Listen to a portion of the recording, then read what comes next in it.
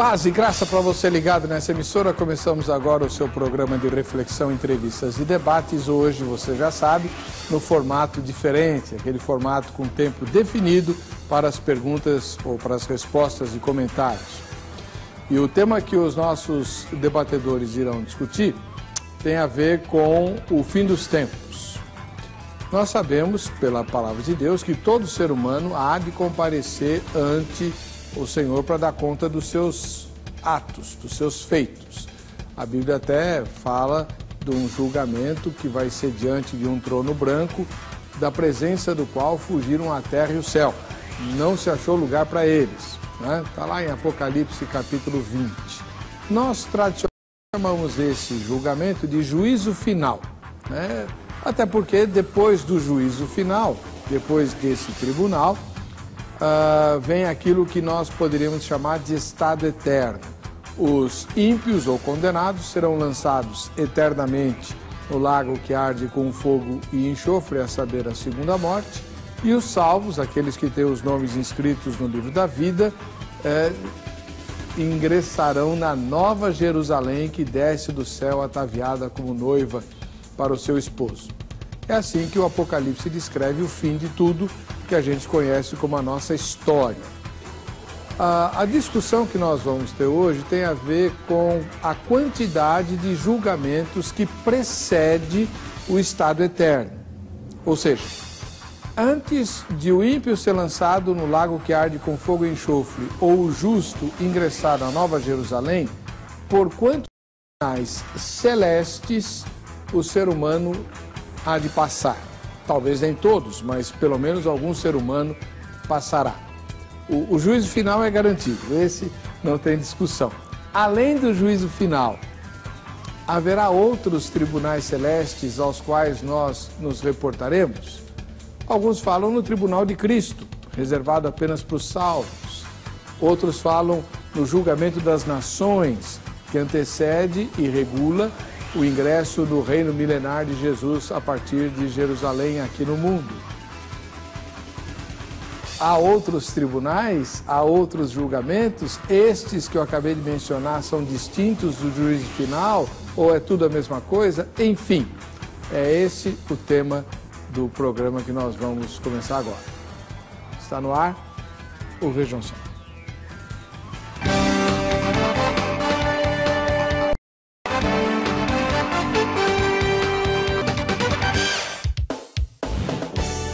Olá, é com alegria que começamos em nome da Academia Teológica da Graça de Deus, a AGRADE, mais essa edição do programa Vejam Só.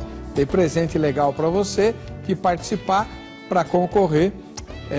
Você precisa apenas e tão somente votar na enquete que está postada no nosso endereço eletrônico, vejamsó.com.br. Faça isso e o brinde pode ser seu ao final desta edição.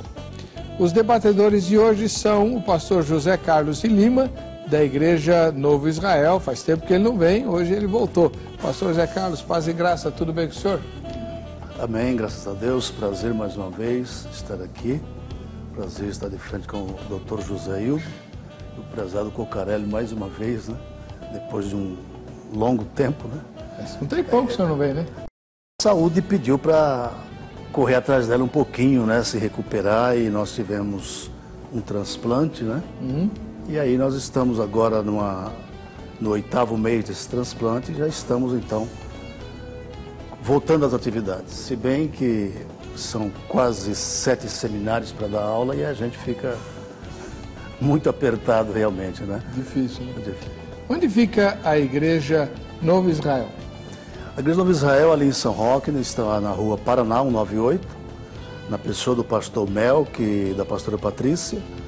Mas nós damos aula também, meu prezado Cucarelli, aqui em Santana de Parnaíba, pastor Cláudio César, Assembleia de Deus de Madureira, Sorocaba, pastor José Paulo, pastor Jones Lima, né? E Mairink, né? Ministério do Belém, e em São Roque também. Então, passa a semana viajando. A semana eu teria a sexta-feira para tirar um descanso, mas já sacrificar ela também, você entendeu? Então eu falei, não, deixa eu... Mas é bom, é o trabalho do Reino de Deus. O senhor fez transplante do quê? Renal. Deu tudo certo, graças a Deus. Graças a Deus, né? Amém. Muito obrigado pela presença do irmão. Grato. Deus abençoe. Obrigado. Do outro lado, voltando ao Vejam Só também, o bispo José Hildo Melo, presidente nacional da Igreja Metodista Livre. Paz e graça, bispo. Paz e graça, uma alegria mais uma vez estar aqui participando desse programa. Onde fica a igreja que o senhor pastoreia? Fica na Rua das Rosas, número 445, ali no bairro de Mirandópolis, próximo à estação Praça da Árvore do metrô, em São Paulo. Recentemente os irmãos fizeram uma convenção. Assim, teve o Concílio Geral. O Concílio Geral, o irmão me convidou de 4 em 4 anos. para falar no sábado pela manhã. Foi. Mas eu não podia ir, né? Foi abençoado. Graças a Deus, muito abençoado. Um momento muito especial. Muito bom. Muito obrigado pela presença do irmão. Eu que agradeço o convite. Deus abençoe. Vamos ver o tema, vamos ver o tema que nós vamos discutir, apresentado pelo nosso repórter. Hoje vamos falar sobre o fim. Isso mesmo, vamos falar sobre os últimos acontecimentos narrados lá em Apocalipse. E quando o assunto é os últimos dias, isso sempre dá muito debate e polêmica. Afinal de contas, todo mundo quer saber como serão os últimos instantes da igreja aqui na Terra. Hoje, de forma específica, vamos falar sobre os tribunais celestes e a Nova Jerusalém. Para começarmos o nosso debate, pegue aí a sua Bíblia e abra lá no livro de Apocalipse, no capítulo 20, no versículo de número 11. Vamos ler o que diz esse texto. Vi um grande trono branco, e aquele que nele se assenta, de cuja presença fugiram a terra e o céu, e não se achou lugar para ele. Nessa passagem, temos o início do juízo final, momento em que todos irão comparecer ao tribunal e serão julgados segundo as suas obras. Esse é o momento que precede a chegada do novo céu e da nova terra. Depois de finalizar esse julgamento, virá o fim. Vi novo céu e nova terra, pois o primeiro céu e a primeira terra passaram, e o mar já não existe. Vi também a cidade santa, a Nova Jerusalém, que descia do céu, da parte de Deus, ataviada como noiva adornada para o seu esposo. É exatamente antes dessa linda visão, revelada por João, que está a nossa dúvida de hoje. Antes desse final glorioso, acontecerá o julgamento. Mas a discussão que acontece é a seguinte: quantos tribunais irão existir? Nesse momento, nós precisamos fazer uma pausa, para então fazer uma divisão no nosso pensamento antes de tirarmos as nossas conclusões. Afinal de contas, 3 correntes aparecem nesse instante. Nós temos os pré-milenistas, os pós-milenistas e os amilenistas. O julgamento final, que lemos no capítulo 20, ele acontece depois dos 1000 anos. Esse período é denominado milênio. Lá no capítulo 20, no versículo 6, traz uma descrição sobre esse período e quem reinará com Cristo durante essa etapa. Bem-aventurado e santo é aquele que tem parte na primeira ressurreição. Sobre esses, a segunda morte não tem autoridade. Pelo contrário, serão sacerdotes de Deus e de Cristo e reinarão com ele os 1000 anos. Aqui está a divisão. Como os pré-milenistas acreditam que a segunda vinda de Cristo será antes do milênio, logo deverá acontecer um julgamento antes do juízo final. Por outro lado, os pós-milenistas e os amilenistas dizem que existirá um único julgamento, um grande juízo final e universal, exatamente por ocasião da segunda vinda de Jesus Cristo. Chegou o momento de respondermos à pergunta do debate de hoje, depois de analisarmos as linhas de pensamento e de lermos alguns trechos da Palavra de Deus. E agora, vamos lá. Quantos tribunais celestes haverá até a descida da Nova Jerusalém? Quantos? Eu não ouvi a sua resposta. Olha, Heber, eu acho que o pessoal de casa está igual eu. Vai esperar a resposta dos convidados do nosso programa de hoje. Bom, eu vou ficar ligado e tenho certeza que quem nos assiste também. Heber, com você aí do estúdio, um ótimo programa e até a próxima. Até, Zeca. Valeu. E, como sempre, né, a palavra de Deus em primeiro plano, em primeiro lugar, e na base de toda a nossa reflexão e de todo o nosso debate. A Bíblia é aquilo que nós queremos espelhar aqui ao longo das nossas ponderações. Pois bem, o pastor José Carlos de Lima é ministro da Igreja Novo Israel e eu queria pedir a ele agora que nos fizesse um pequeno resumo do ponto de vista que ele vai defender. Por quê? A partir do próximo bloco, ele vai fazer essa defesa por meio de perguntas e também respondendo ao bispo José Hildo, né, que vai discordar dele. Então, qual vai ser a posição que o senhor vai defender, pastor José Carlos? Nossa posição como dispensacionalistas e pré-milenistas, primeiro que nós avaliamos as raízes escatológicas, né? Avaliamos o que Deus falou para os profetas. Então nós temos tribunais, por exemplo, como aquele que vai julgar o anticristo, pós-parúzia, no instante da parúzia, temos um tribunal estabelecido e profetizado em Daniel capítulo 7. Nós temos também o julgamento de Israel aqui na terra. Nós temos também um tribunal que nós chamamos de o julgamento das nações, profetizado em Joel 3:2. Melhor detalhado por Cristo em 25 de Mateus 31:32. E nós temos também o julgamento dos anjos caídos em Judas, versículo 6. E pela expressão, o juízo do grande dia, daquele grande dia, neste versículo 6, este será na ocasião do trono branco do Apocalipse 20, 11 a 15. E nós temos na glória pós-arrebatamento o tribunal de Cristo, onde a igreja do Senhor, pelo trabalho prestado aqui, seus ministros, obreiros e o crente individualmente, estará ali para ser julgado o seu trabalho. Então, a partir de aí, o que pode acontecer? Ganha ou perda de galardão, de recompensa.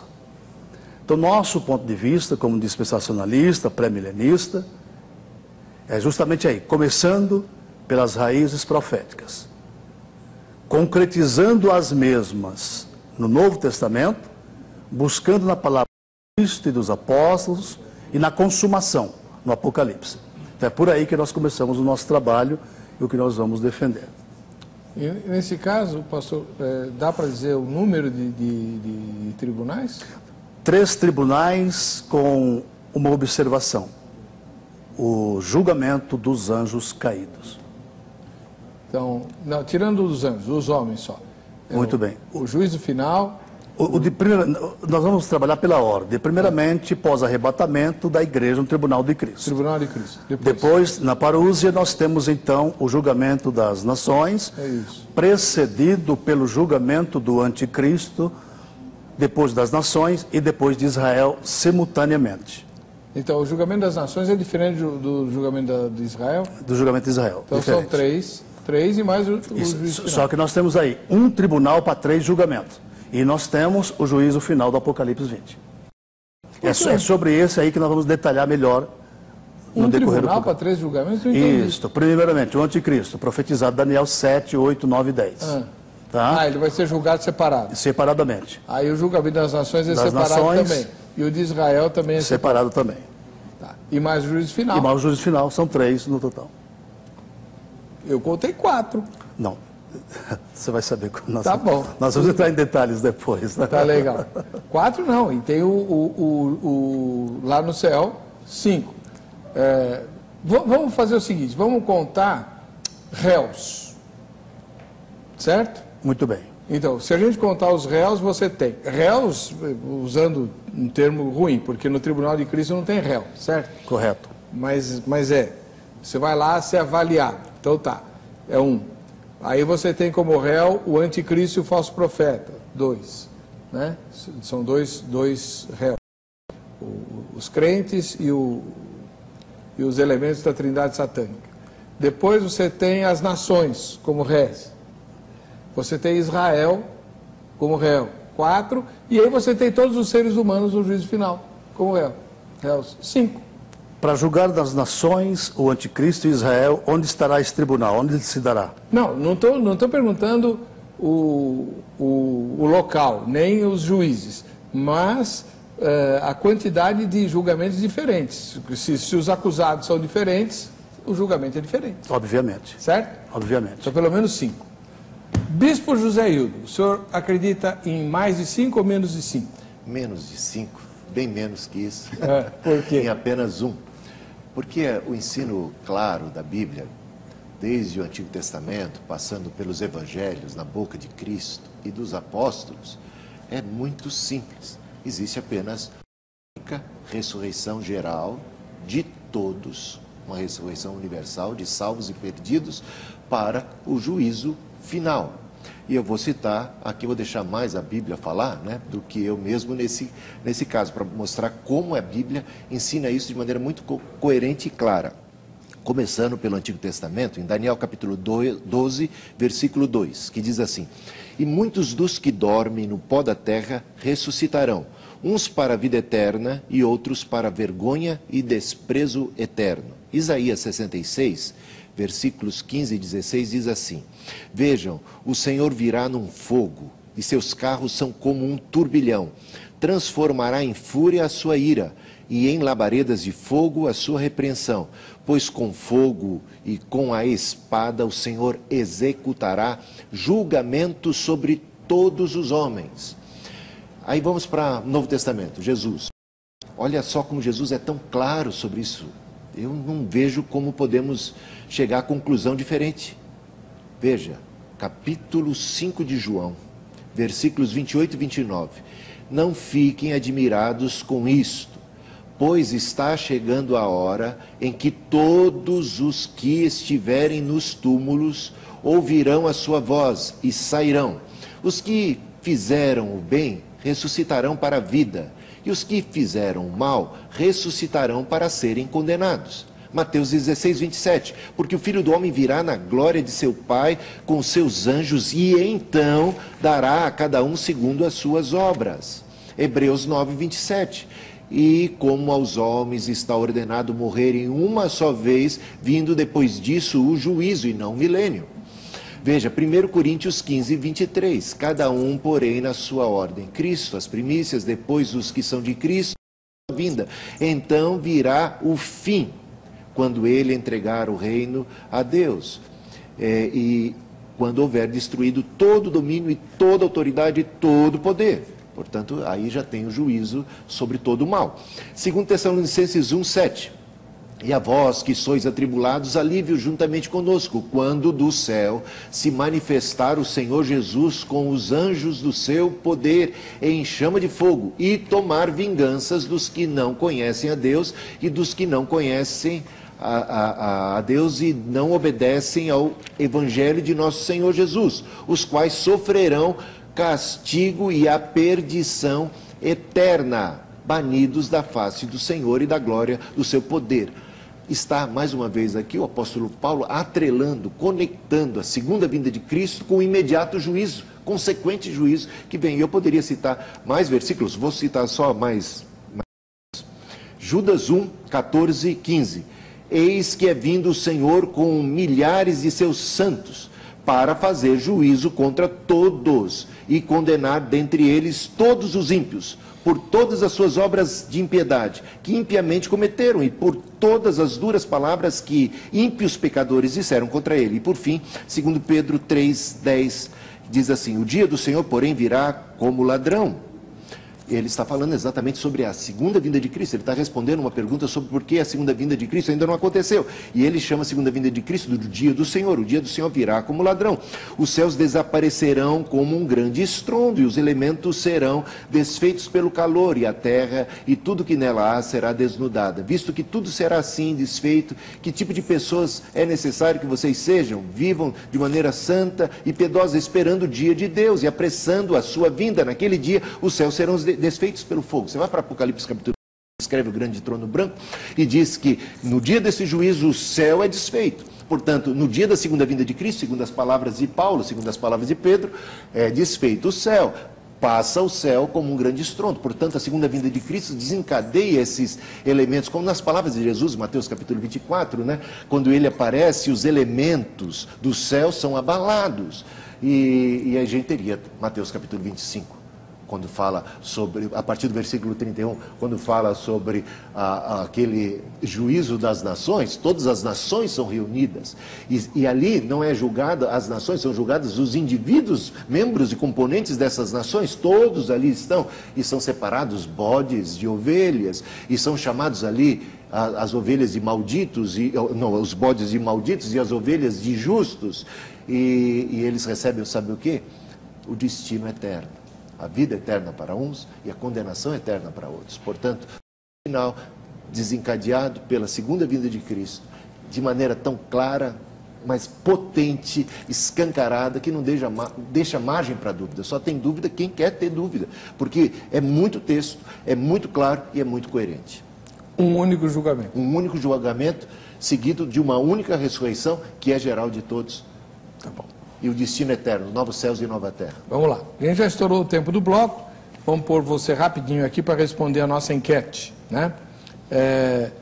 Lá no vejamsó.com.br tem uma pergunta bem direta. Quantos tribunais devem ocorrer antes do estado eterno? Primeira resposta, apenas um. O tribunal do trono branco. Foi o que o bispo Hildo acabou de descrever. Segunda resposta, 2. Terceira resposta, 3. Quarta resposta, mais de 3. Ou não sei, tá? Você vai responder de acordo com aquilo que você sabe agora. Talvez a sua opinião mude ao longo do programa. Tudo bem. O importante é você votar na enquete para concorrer ao brinde da Academia Teológica da Graça de Deus, a Grade. Olha só, hoje nós vamos sortear a camiseta e a caneca da Grade, que é também do Vejam Só, né? Com a camiseta. E você, olha, que tem vontade de estudar a Bíblia, anota o telefone que está aparecendo aí, 0 operadora 11 3115 0819.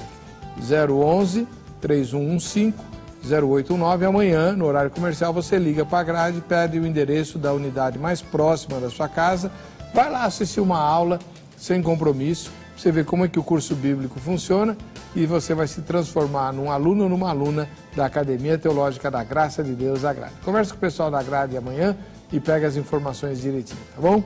Nós vamos para o intervalo, voltamos já com a continuação do debate no Vejam Só.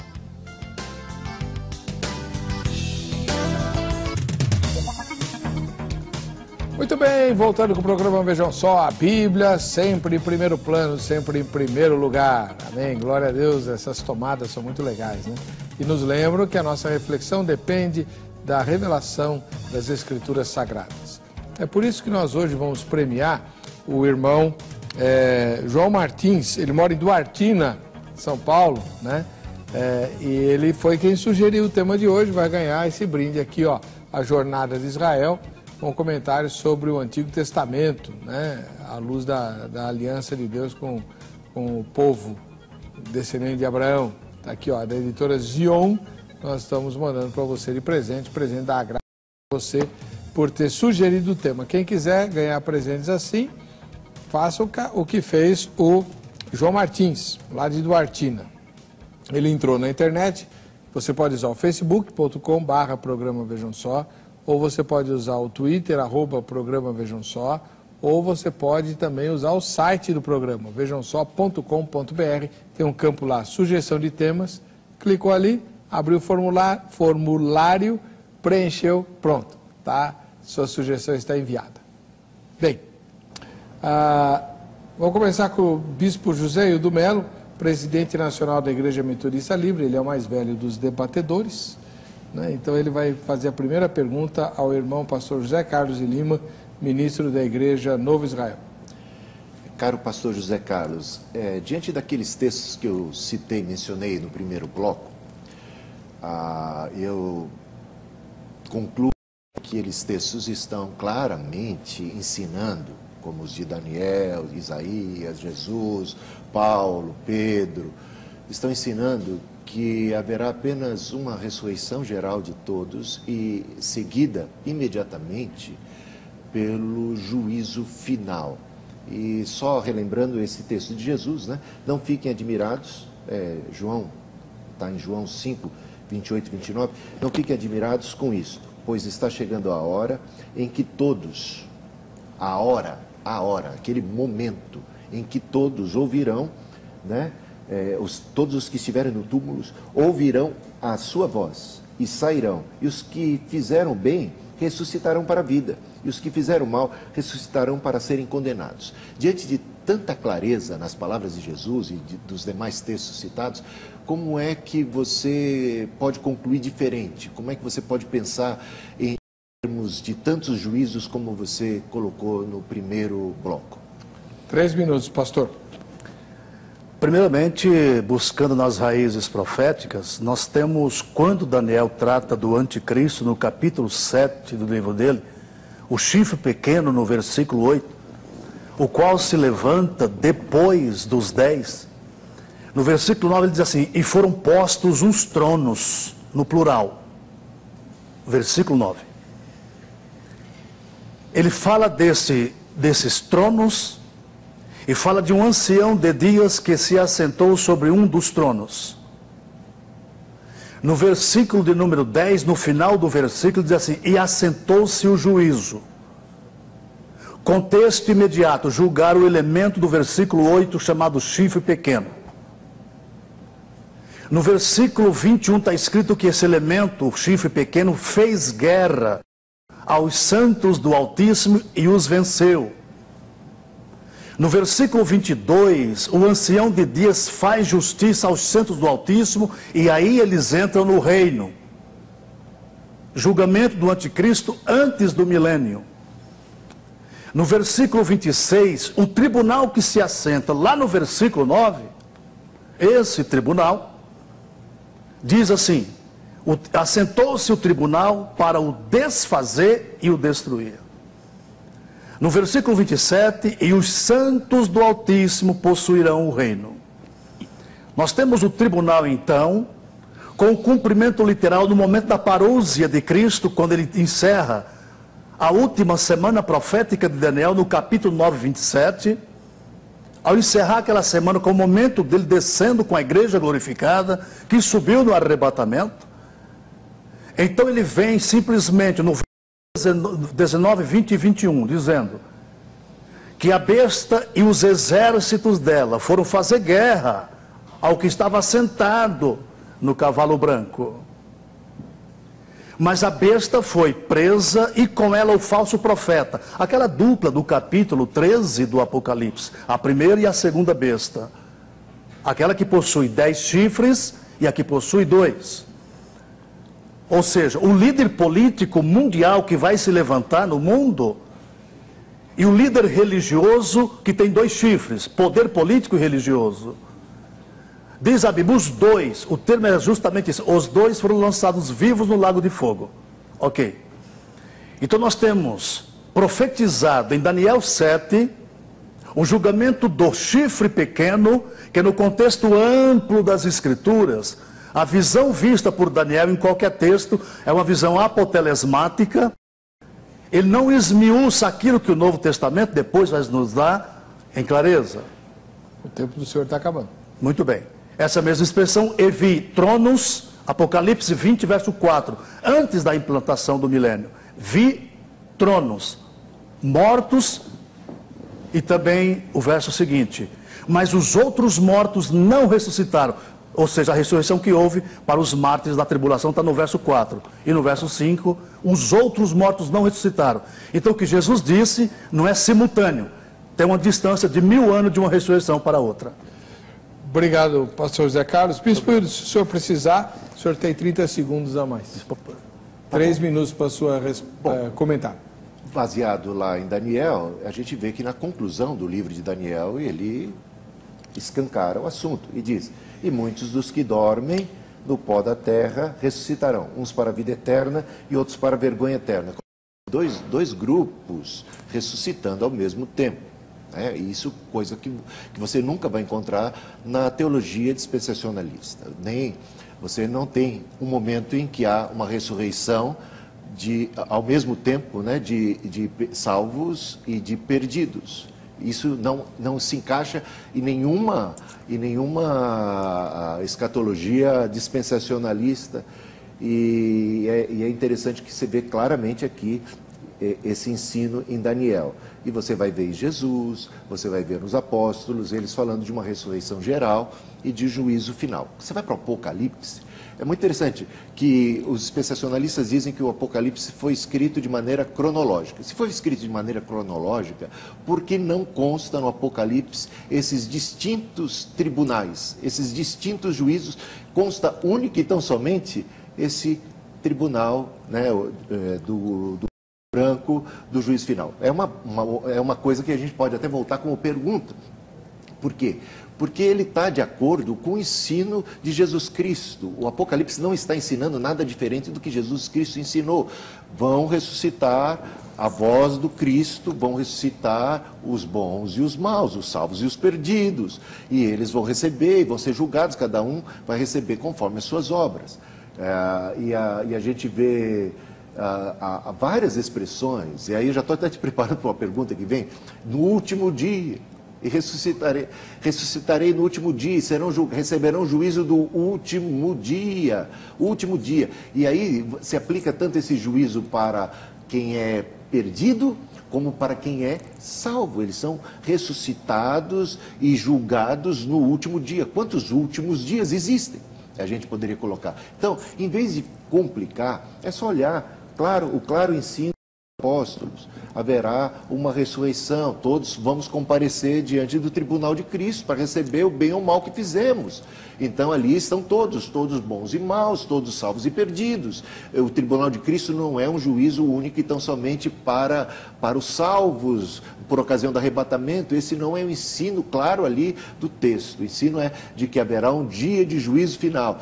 E você vê isso no credo apostólico. O credo apostólico diz que Cristo está sentado de Deus Pai Todo-Poderoso, de onde há de vir para quê? Para julgar os vivos e os mortos. A consequência natural da segunda vinda de Cristo é o juízo final. Portanto, há uma ressurreição geral de todos, universal, e há um juízo final de todos. Uns vão receber o dom da vida eterna e outros a perdição. Ok. Obrigado, bispo. Agora vamos virar o jogo. É o pastor José Carlos, de Novo Israel, que vai fazer a primeira pergunta dele ao bispo José Hildo Melo. Muito bem. Bispo José Hildo, por que Daniel viu tronos entre 7 e 9 do livro dele? Por que Apocalipse 20, verso 4, e vi tronos? E por que Cristo olha para os apóstolos, já estou falando aqui do julgamento de Israel, e diz assim, quando na restauração, vocês vão se levantar para julgar em 12 tronos as 12 tribos de Israel. Por que tronos? Bem, o senhor concluiu a pergunta? Concluí. 3 minutos. O pastor José Carlos basicamente responde a questão. Quando se fala de tronos, Espera um pouquinho só, bispo. Tá. Desculpa, pode falar. Tá. O pastor, ao mencionar que nós, de alguma maneira, nos assentaremos, ou os apóstolos se assentarão em tronos para julgar as tribos de Israel, diz mais que nós julgaremos, de alguma maneira, até os anjos. É uma maneira interessante de você analisar que nós reinamos juntamente com Cristo. Nós já estamos, a nossa posição em Cristo, você pega lá em Efésios capítulo 2, né? Nós estamos ressuscitados e assentados juntamente com Cristo, né? Acima de todo principado de potestade. De alguma maneira que nós não entendemos perfeitamente, o nosso testemunho vai ser usado contra aqueles, inclusive às vezes até contra os próprios anjos, os anjos caídos, né? Porque de alguma maneira nós graça e o amor, e eles provavelmente, os anjos que caíram, questionaram muito o amor de Deus. E a graça de Deus, e a justiça de Deus, sabe-se lá quais foram os motivos da queda, entre outros. E o amor de Deus se revelou na cruz de nosso Senhor Jesus Cristo, e nós somos os agraciados, e nós somos aqueles que fazem parte, digamos assim, daquela grande galeria da fé, que venceram, né? E de alguma maneira o nosso testemunho joga contra aqueles que falharam, né? E eu vejo, é muito interessante a ideia no capítulo 12, depois da lista dos heróis da fé no capítulo 11, e entramos no capítulo 12 e diz assim: visto que estamos rodeados de uma nuvem tão grande de testemunhas, de alguma maneira, o testemunho deles de vitória, né, é um estímulo, por um lado, para nós. Se eles venceram, nossos irmãos mais velhos, nossos antepassados em Cristo, os heróis da fé venceram, nós podemos vencer também, mas também servem de testemunho contra nós, caso a gente venha a fraquejar, né? Porque eles venceram, e a gente não pode ficar vivendo de desculpa quando estamos rodeados de uma nuvem tão grande de testemunhas. Então eu diria que, de alguma forma, nós reinamos juntamente com Cristo, e no dia do juízo nós estaremos em destaque, separados, e teremos uma participação, não sei qual. Então, por isso, essa ideia de tronos inclui a igreja, inclui os apóstolos, inclui os santos de Deus, que vivem e reinam com Cristo, né? E de alguma maneira estão ali com Ele no seu trono acima de principados e potestades. Muito obrigado, bispo. Pastor Zé Carlos, seus comentários. 3 minutos, senhor. Muito bem. Voltando aqui só ao capítulo 2 de Efésios, que o prezado bispo fez menção. É como se Paulo traduzisse o novo nascimento em Efésios capítulo 2. Por exemplo, quando Cristo fala necessário nascer de novo, porque se não nascer não vê o reino do céu, ele começa dizendo esse capítulo que, estando vós mortos em delitos e pecado, vos deu vida em Cristo. Isso fala do ato da conversão, da aceitação a Cristo pela fé, né? E nessa aceitação, hoje temos vida em Cristo Jesus, tá? Nós temos uma distinção neste juízo, porque, vejam só, quando o Senhor Jesus fala para os apóstolos, quando na regeneração, vocês que me seguiram até agora, indicando os apóstolos, vocês vão se assentar em 12 tronos. Objetivo específico, julgar as 12 tribos de Israel. Se você voltar para Joel 3:2, você sabe onde vai acontecer o julgamento. O julgamento de Israel das nações e do anticristo não será no céu, nem no trono branco, mas no vale de Josafá. Juntarei as nações e as farei descer ao vale de Josafá. Ali em juízo com elas, no vale de Josafá. O julgamento de Israel foi profetizado em 20 de Ezequiel, do 33 ao 38. Quando ele diz no 37, eu vos farei passar embaixo do vínculo da aliança, e convosco entrarei em juízo. Israel. No 38 ele diz assim: eu separarei do meio de vocês os que se rebelaram contra mim e prevaricaram. Esses não voltarão à terra de Israel. Claro que não vão voltar. Resultado, condenação para eles. Porque os demais, a terça parte, voltará e estará na terra, conforme Zacarias 13:9. Esse desafio que Deus nos colocou é exatamente isso aí, para nós entendermos essas verdades e saber que a diferença do julgamento final para condenar o lago de fogo, nós, povo de Deus, escaparemos dele, e é sobre isso que depois eu quero falar desse julgamento final, tá? O do anticristo das nações, nós já mexemos bastante nele, e também o tribunal lá no trono, para receber os galardões. A esse respeito, nós vamos deixar bem claro isso aqui. Vejam só, como foi dito no versículo 4 do capítulo 20 do Apocalipse: eu vi as almas dos que foram degolados, porque não quiseram nada com a besta, nem o nome, nem o número, nem o sinal. Essa trilogia da besta. Mas os outros mortos não ressuscitaram. Verso 5. Nesse versículo 4 diz assim, ó: que esses que morreram e ressuscitaram na tribulação, entraram no 1000 anos para reinar 1000 anos com Cristo. Mas os outros mortos não ressuscitaram. Então o que Cristo fala no singular, na totalidade, virá a hora. É como se ele falasse para a mulher samaritana a mesma coisa. A hora vem em que os verdadeiros adoradores... Então, você sabe que não é uma hora singular. E a hora passou. Acabou o tempo. Lamento. Mas é assim mesmo, o tempo é maravilhoso para nós aqui. Bispo Hildo, sua segunda pergunta. Tá. Cristo declara que ele nos ressuscitará no último dia e que o juízo final também acontecerá no último dia. O que realmente quer dizer último dia? E é o último mesmo? E eu vou só citar os 3 versículos que referendam essa questão do último dia. João 6,40. Porquanto esta é a vontade de Deus, não, essa é a vontade de meu Pai, que todo aquele que vê o Filho e crê nele tenha a vida eterna, e eu ressuscitarei no último dia. Então, no último dia, a ressurreição dos salvos. Veja João 12,48.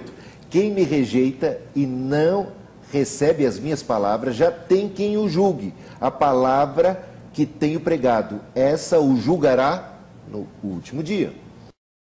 João 11:24. Disse-lhe Marta: sei que ele há de ressurgir na ressurreição do último dia. Então, último dia é o último dia mesmo? 3 minutos, pastor. Sim, tratando desse último dia. Qual o último dia? Vamos analisar. Nós temos uma doutrina do arrebatamento em 1 Tessalonicenses 4, 13 a 18. Nós temos uma ressurreição ali inserida. Se cremos que Cristo morreu e ressuscitou, esses que morreram voltarão com Cristo, verso 16, e subirão, e nós que seremos vivos, ou seja, os vivos daquela época serão transformados e subirão. Ok. Nós temos aí uma ressurreição. Quando fala ressurreição dentre os mortos, está claro que os outros mortos não vão ressuscitar. Mas os... Então esse último dia, expressão própria dos judeus para último dia, o Apocalipse então está especificando, exatamente nos 2 versículos do capítulo 20, o 4 e o 5. A distância de uma ressurreição para outra. Por isso tem o nome de primeira ressurreição. Por isso temos a ressurreição para a morte eterna, no mesmo capítulo. Então é desta maneira que nós analisamos esse todo da palavra de Cristo. Vendo o salvo sendo ressuscitado no arrebatamento, indo embora para o céu. Tanto é que quando você pega o capítulo 4 do Apocalipse 20, você não tem ali os que ressuscitaram para reinar com Cristo, você não tem arrebatamento para eles. Ressuscitam para entrar no milênio com Cristo e reinar 1000 anos com Ele. Você não tem um arrebatamento, como tem tão claro em Tessalonicenses. É a palavra de Paulo, mas a nossa cidade está no céu, de onde aguardamos o Salvador Jesus Cristo, o qual transformará o nosso corpo abatido, conforme o seu corpo glorioso. Então entendamos esse último dia, primeiro, o último dia da dispensação da graça para a igreja, para o salvo, para o redimido, e o trono branco para o condenado. Porque está claro isso, como o senhor acabou de dizer, está literalmente claro. O ímpio ali ressuscita. A gente vê as categorias de ímpios lá no trono branco, Bispo Hildo. Quando fala assim, o mar Deus morto, o inferno Deus morto, a morte e o inferno foram lançados no lago de fogo. Não é? Nós não temos outra categoria, a não ser essa. Do último dia, quem? O condenado. Então essa é a visão que nós temos exatamente, dividindo essa realidade e pegando essa palavra singular de Cristo como um todo, mas especificando no Apocalipse exatamente esse julgamento e a distância da ressurreição.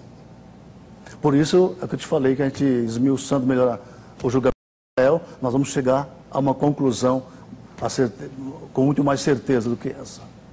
Obrigado, pastor. Bispo Hildo.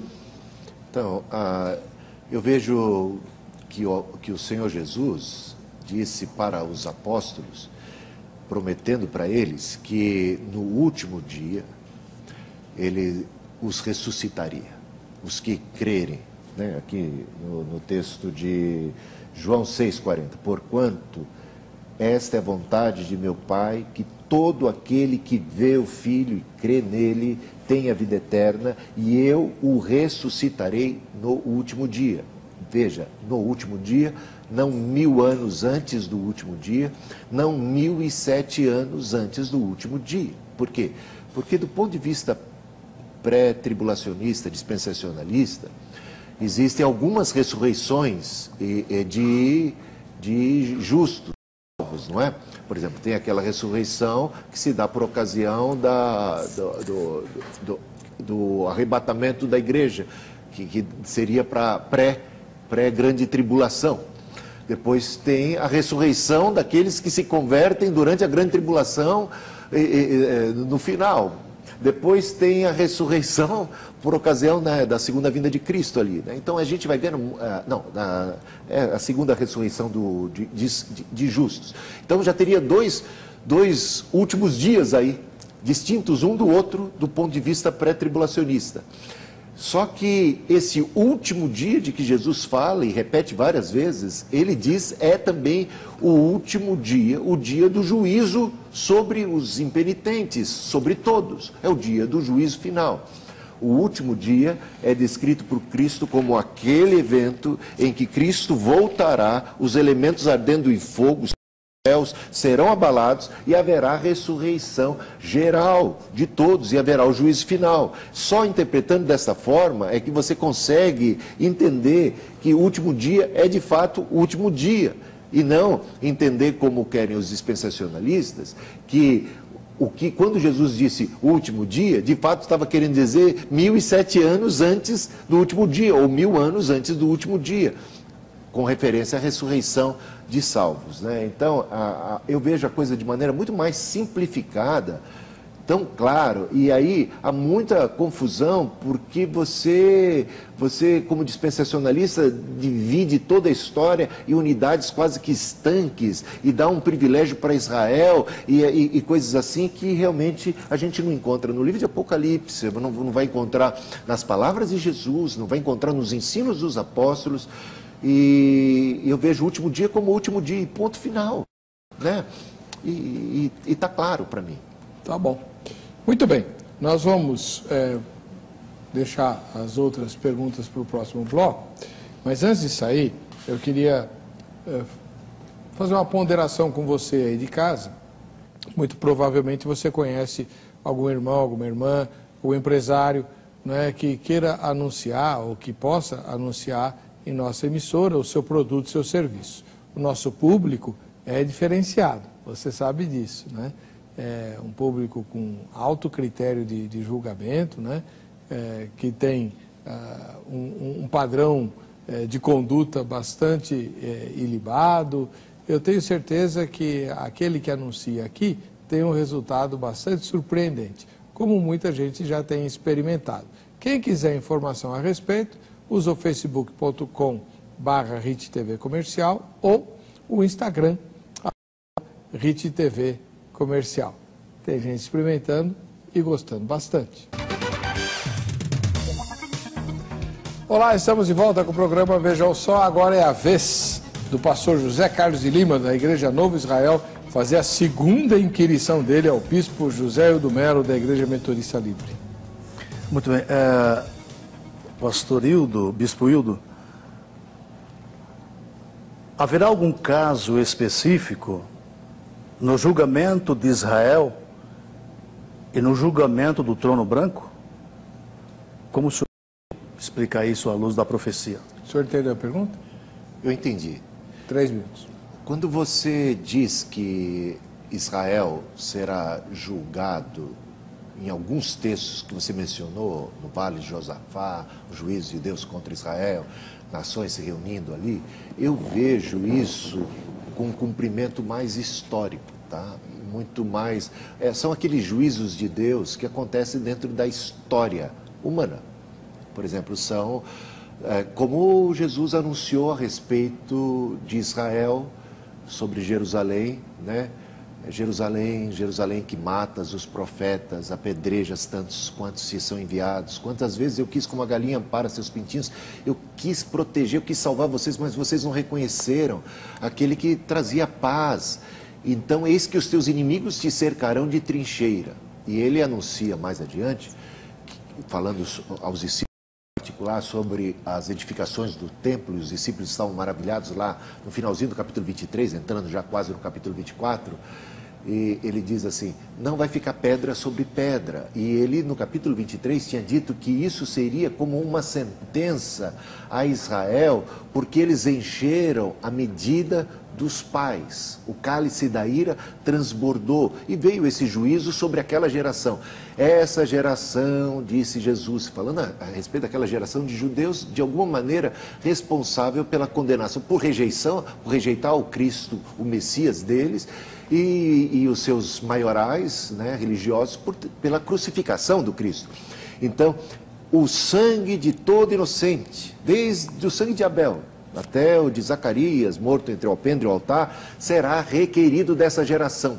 Isso acontecerá nessa geração, e naquela geração nós vimos um juízo de Deus se abatendo sobre Israel, através do cerco que se deu em Jerusalém, 7 anos de cerco, que foram momentos de muita agonia. Diz o historiador Joséfo que durante toda a história de Jerusalém nunca houve uma angústia tão grande, e que culminou com a destruição de Jerusalém. Então eu vejo juízo sobre Israel acontecendo desta forma. Então, no juízo final, não vejo que Israel terá qualquer privilégio em relação às demais nações, porque depois da vinda de nosso Senhor Jesus Cristo, a barreira de separação que havia entre judeus e gentios caiu por terra.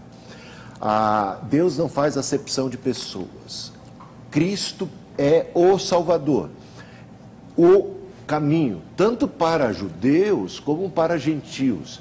Então, não haverá um privilégio ou uma coisa diferenciada para Israel, no meu ponto de vista. Muito obrigado, bispo. Pastor José Carlos? Muito bem. Quando Ezequiel profetizou sobre o julgamento de Israel no capítulo 20, a partir do 33 até o 38, esse julgamento, ele é específico para essa nação, pelo fato de, naquela palavra de Jesus, Jerusalém que matas os profetas e aqueles que te são enviados, quantas vezes eu quis ajuntar os teus filhos sob as asas, como a galinha faz com seus pintinhos, 23, 37 de Mateus. Mas tu não quiseste, rejeição. No versículo 38 ele diz: eis que a casa de vocês vai ficar deserta. Ficou no ano 70 quando Tito fez o que fez na cidade. Eu deixo em forma de pergunta, como já perguntei para alguns inclusive aqui, que localizasse para mim na história secular e na história de Israel, o verso 39, o cumprimento, e localizasse na voz profética. Porque não há nada que Cristo tenha dito, e que no Apocalipse está escrito, que não tenha raiz nos profetas. O caso específico no julgamento de Israel é a presença dos 12 apóstolos. Mateus 19, 28. O objetivo é específico, para julgar as 12 tribos de Israel. Gentio não vai julgar judeus. Cristo está dizendo nesse verso de maneira clara, para julgar as 12 tribos de Israel. Mateus 19, 28. Eu fiz a segunda pergunta e não estou no juízo final. Lá no Apocalipse 20, 11 a 15. Tem caso específico? Tem também. Qual é o caso específico? Os ninivitas ressurgirão no juízo e condenarão esta geração. Caso específico. A rainha de Sabá surgirá no juízo com essa geração e a condenará. Eu estou em Mateus 12, 41, 42. Vejam bem. Qual outro caso específico? 1 Coríntios 6, 2, Paulo diz: não sabeis que a igreja julgará o mundo? Cristo no trono e a sua noiva, a igreja, participando do julgamento. No caso dos anjos que caíram, Judas versículo 6, qual o caso específico? 6, 3 de 1 Coríntios. E vocês não sabem que nós julgaremos os anjos? São casos específicos. Então, primeiramente, eu analiso a palavra de Cristo, o ensino dele, e eu pego um versículo chave do Apocalipse, que eu perguntei para um servo de Deus que estava aqui também, eu não sei se ele era pós ou amilenista. Qual o segredo de Deus anunciado aos profetas? A pista que eu dei foi Apocalipse 10 e 7. Mas nos dias da 7ª trombeta se cumprirá o segredo de Deus. Se esse segredo não foi revelado. E para que eu conheça esse segredo, eu vou exatamente na 7ª trombeta. Onde que ela está? em 11, 15 a 18 do Apocalipse, quando eu tenho o início do governo de Cristo. Muito bem. Obrigado, pastor. Bispo, sua terceira pergunta. Sim, e até aproveitando o gancho da menção do pastor José Carlos ao texto de Mateus, capítulo 12, versículo 41, né, que diz que os ninivitas ressurgirão no juízo com esta geração e a condenarão, porque se arrependeram com a pregação de Jonas. E eis que está aqui quem é maior do que Jonas. Veja que interessante que se tratam de ninivitas salvos, que se arrependeram. E eles ressurgirão quando? No juízo. É muito interessante, não 1000 anos antes do juízo. No juízo de quem? No juízo geral, que é no juízo... Não, e a pergunta é exatamente essa aqui. Tendo essa questão da ressurreição dos ninivitas, tem uma fala do apóstolo, não, de Jesus Cristo ao sacerdote, Mateus 26, 63, 64, onde ele diz o seguinte, está uma discussão entre o sumo sacerdote e Jesus. E o sumo sacerdote insistindo, o sumo sacerdote disse: conjuro-te pelo Deus vivo que nos diga se és tu o Cristo, o Filho de Deus. Disse-lhe Jesus: tu disseste, digo-vos, porém, que vereis em breve o Filho do Homem assentado à direita do poder e vindo sobre as nuvens do céu. Uma referência à segunda vinda de Cristo, que encontramos também em Apocalipse capítulo 1, versículo 7, todo olho verá, até mesmo os que os traspassaram. De alguma maneira, esse sumo sacerdote representa um inimigo, um adversário responsável pela crucificação de Jesus Cristo.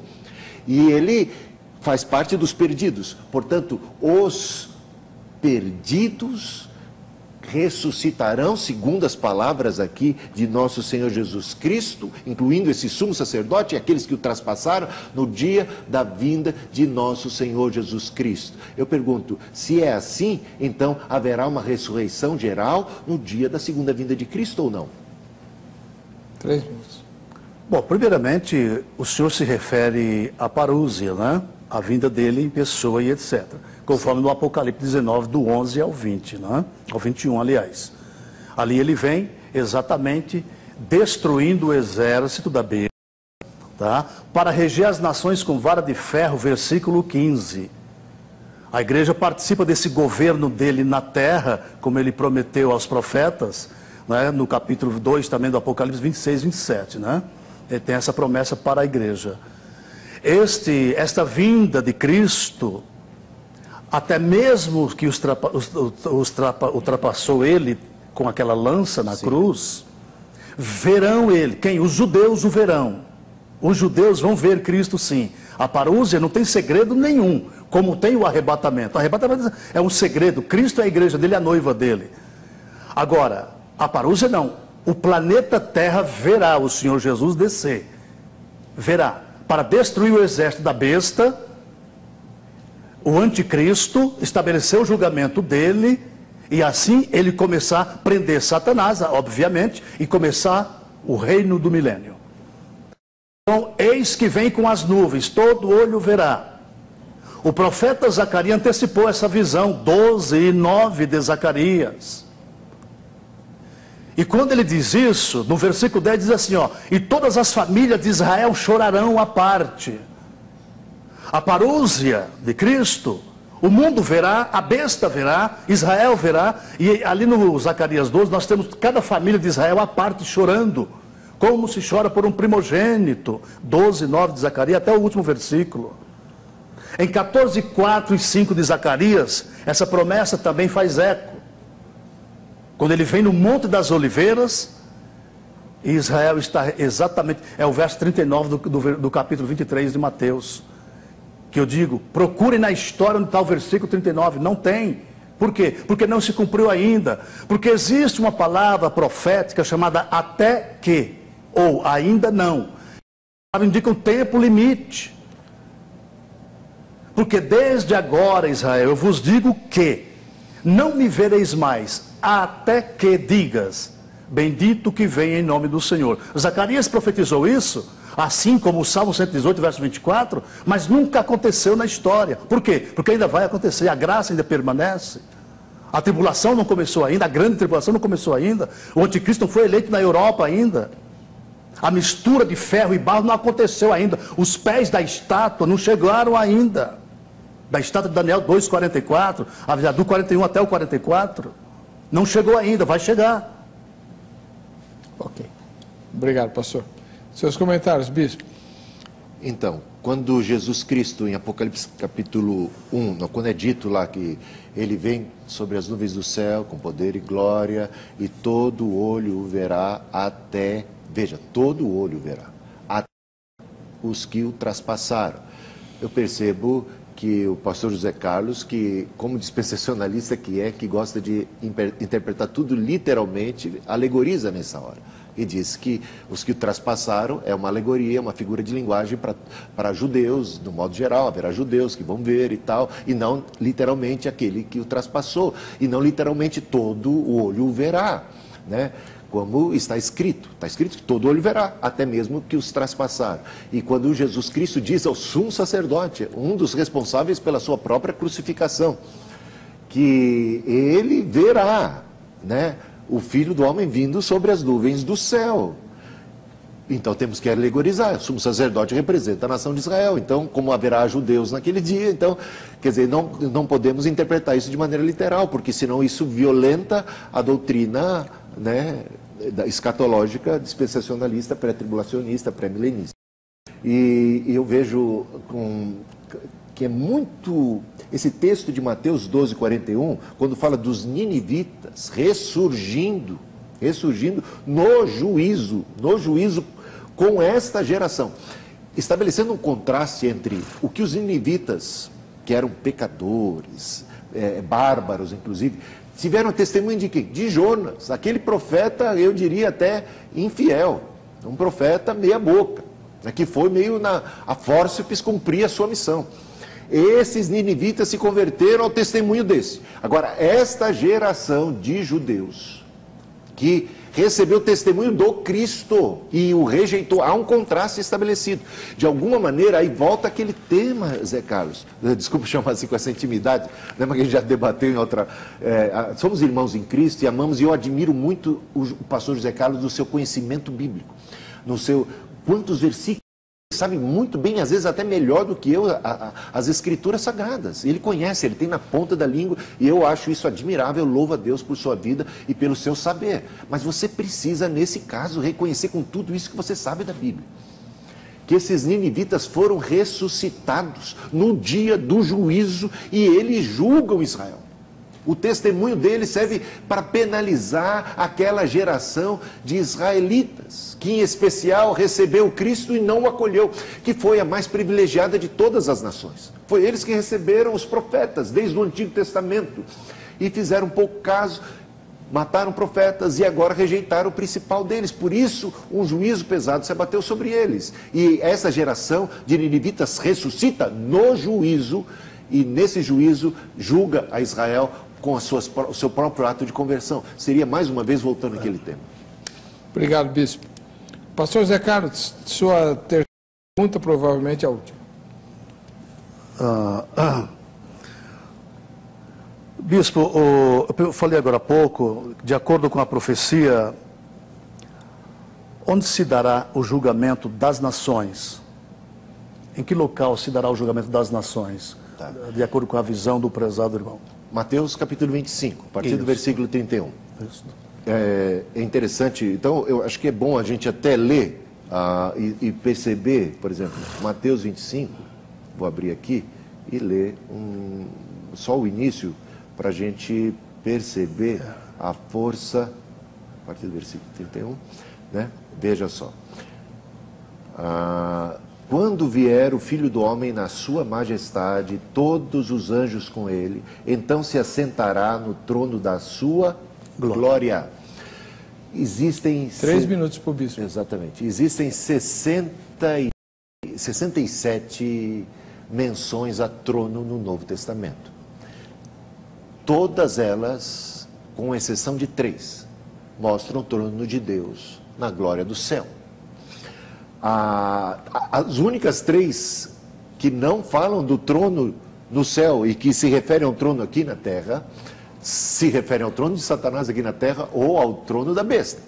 Curiosamente, todas as menções de trono referentes a Jesus Cristo, todas elas, e não são poucas no Novo Testamento, falam do trono nos céus. E esta é mais uma delas. Por isso fiz questão de ler, né, para não ficar assim só eu dizendo.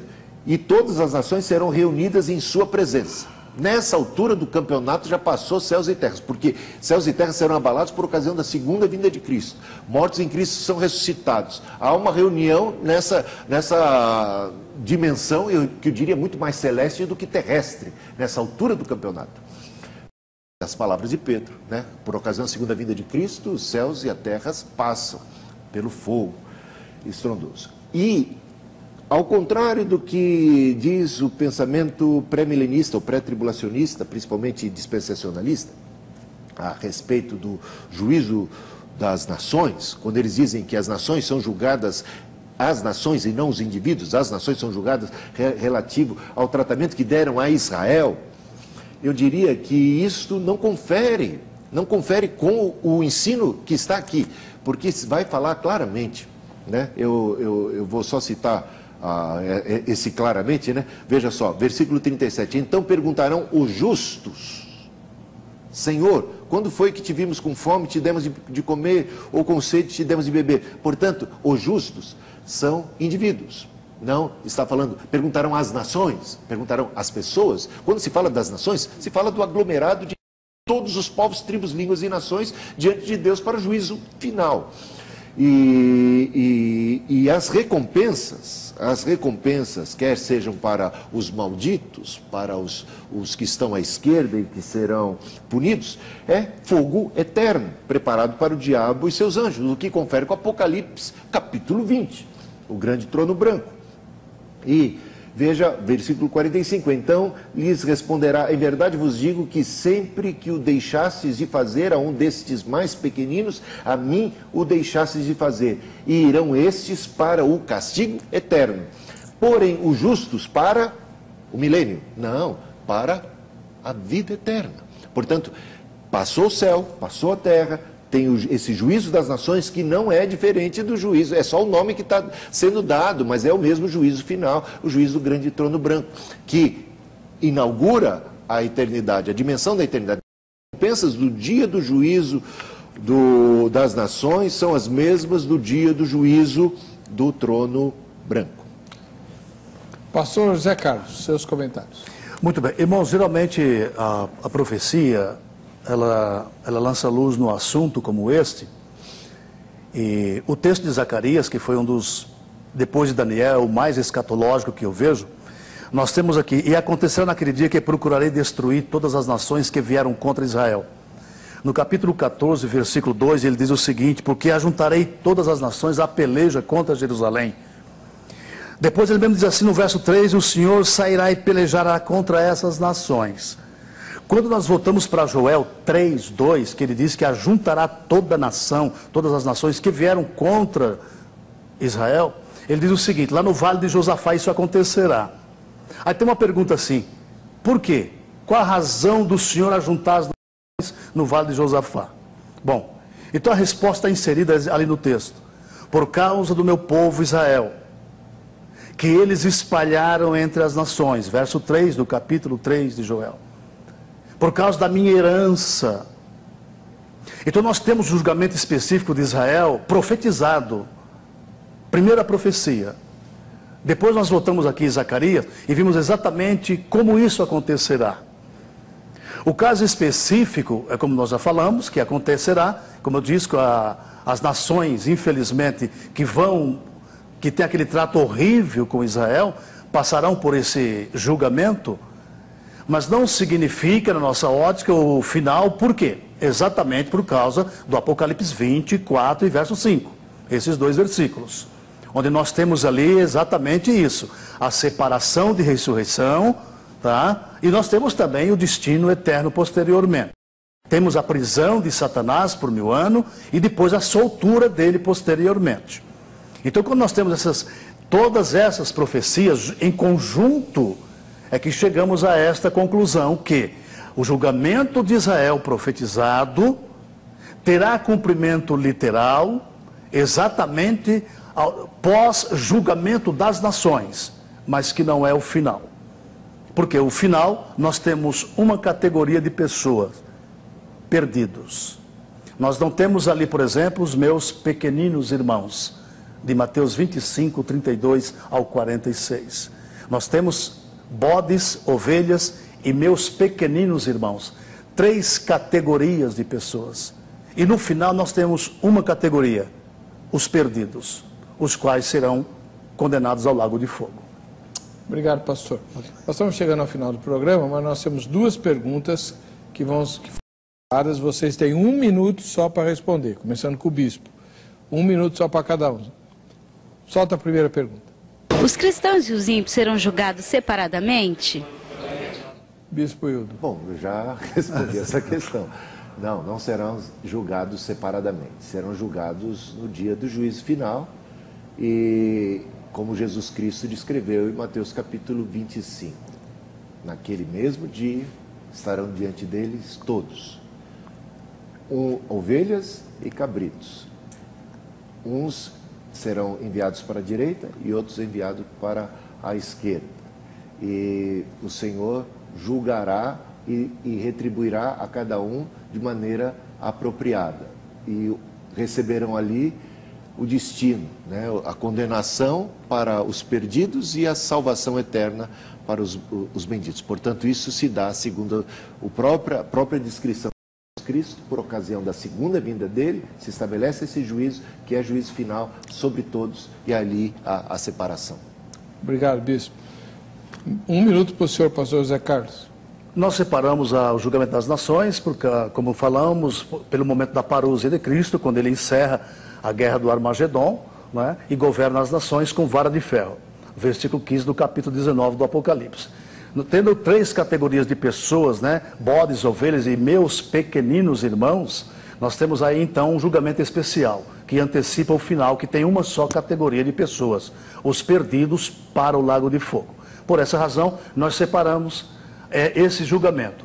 O ímpio, propriamente dito, do capítulo 20, é um julgamento só e condenação eterna. Quanto ao capítulo 25, 32 de Mateus, nós temos então uma separação, como justificamos na profecia e no capítulo 25, com essas 3 categorias de pessoas apresentadas. Essa é a nossa posição, né? Tá bom. Obrigado, pastor. Segunda pergunta. Quem será juiz desse tribunal, Jesus ou Deus? Bispo Hildo. Deus entregou a seu Filho unigênito, Jesus Cristo, todo o juízo, né? Então, se no Antigo Testamento encontramos Deus como o juiz, no Novo Testamento sabemos que é Deus em Cristo o juiz. E é bom ter Jesus como advogado, né? Esse é o mistério da Trindade, né? E por isso nenhuma condenação há para os que estão em Cristo Jesus. Temos nele o nosso mediador, o nosso Salvador. Aquele que julga é também aquele que nos defende. É bom estar em Cristo Jesus. É o único meio de escapar da condenação final. Obrigado, bispo. Pastor Zé Carlos. Bom, obviamente Jesus é o juiz em qualquer questão que envolva homem, a igreja dele, ele é o juiz. Tá? Quando ele abre exceção para os apóstolos, é exatamente para mostrar o contraste que o Israel viveu, né, e a santidade que os apóstolos viveram. Esse contraste é o motivo pelo qual ele coloca os 12 apóstolos para julgar as 12 tribos de Israel, mas ele não deixa de participar, ele está ali presente. Tá? Quando no trono branco, nós temos ali a participação da noiva de Cristo ao lado dele, como Paulo escreveu em 6 e 2 de 1 aos Coríntios, mas ela não julga. A presença da igreja ali é o suficiente para Cristo estabelecer o julgamento sobre os ímpios. Então, Jesus é o juiz. Participação apostólica e participação da igreja, conforme nós apontamos no capítulo 6 de 1 aos Coríntios. Obrigado. Bem, tivemos aqui com o pastor José Carlos de Lima, da Igreja Novo Israel, e o bispo José Hildo Melo, da Igreja Nacional, presidente nacional da Igreja Metodista Livre. Obrigado aos dois. As dúvidas você pode tirar com eles por intermédio do nosso site. No campo convidados você tem o contato desses dois irmãos. O endereço eletrônico da nossa página na internet é o vejamsó.com.br. Quem é que vai levar o brinde da grade? Marcelo de Pascoal, lá, aqui de Diadema, né? Pertinho aqui, tem boa grade lá, hein, Marcelo? Para você que fica com a gente, que fica com essa emissora, a paz e a graça de Jesus, nos encontraremos no próximo Vejam Só.